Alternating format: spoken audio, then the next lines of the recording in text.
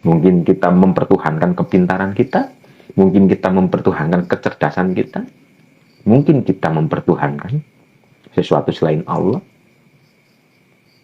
Dan dalam kisahnya, berhala yang paling besar itu disisakan satu. Apakah berhala itu? Berhala itu ada.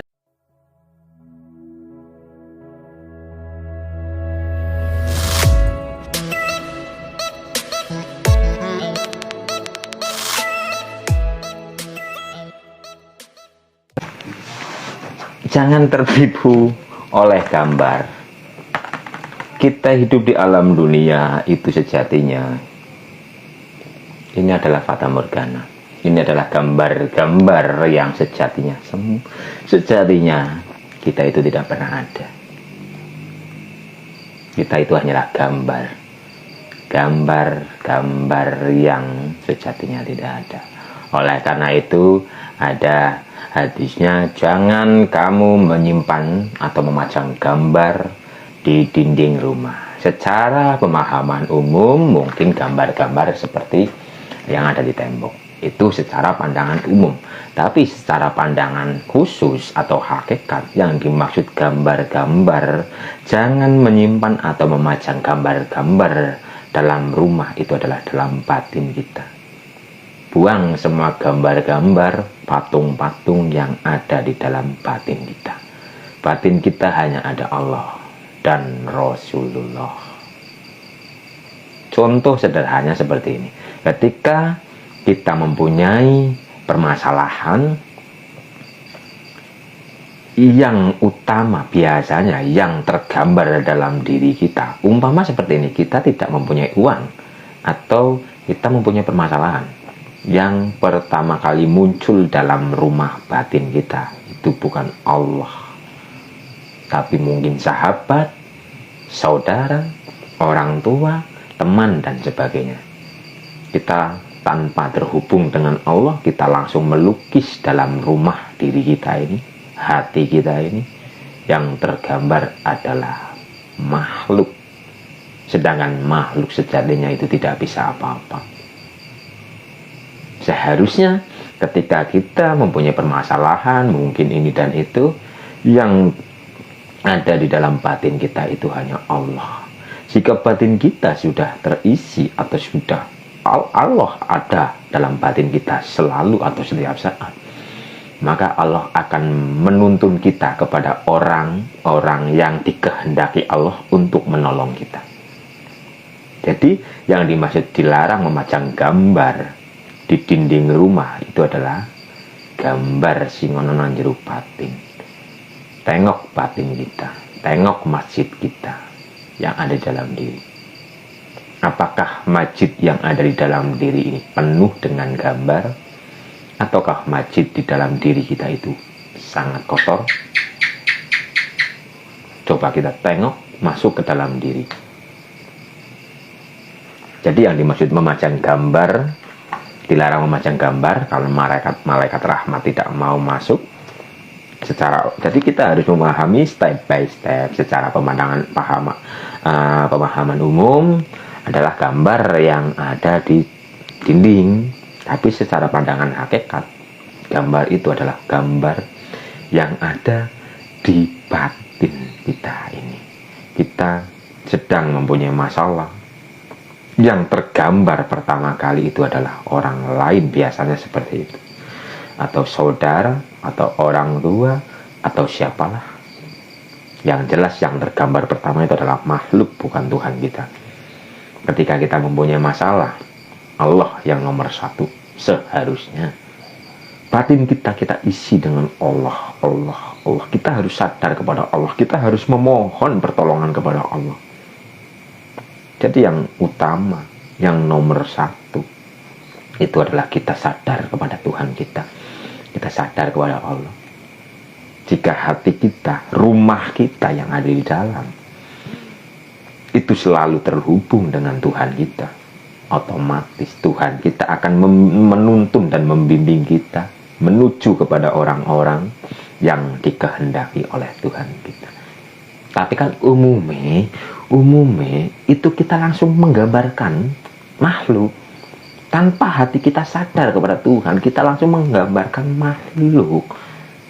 Memang secara umum, secara nyata kita memang meminta tolong kepada manusia atau makhluk lain, tapi jangan sampai hati ini lalai kepada Tuhan kita. Kita memohon dulu, kita sadar dulu kepada Tuhan kita, agar langkah kita terbimbing dan tertuntun oleh Allah.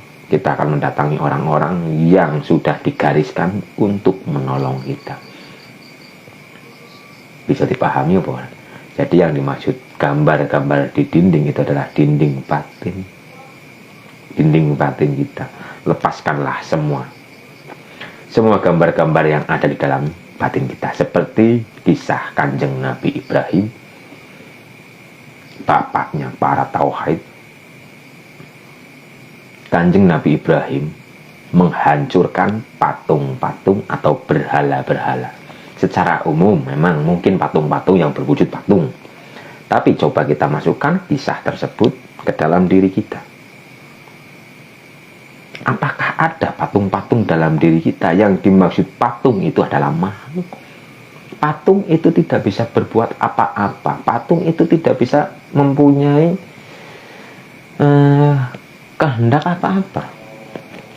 Tapi kenapa pada zaman dahulu orang-orang dalam kisahnya itu menyembah patung, mendewakan patung, menomorsatukan patung? Sebenarnya itu kisah dalam diri kita. Dalam diri kita yang kita pertuhankan itu Allah apa makhluk?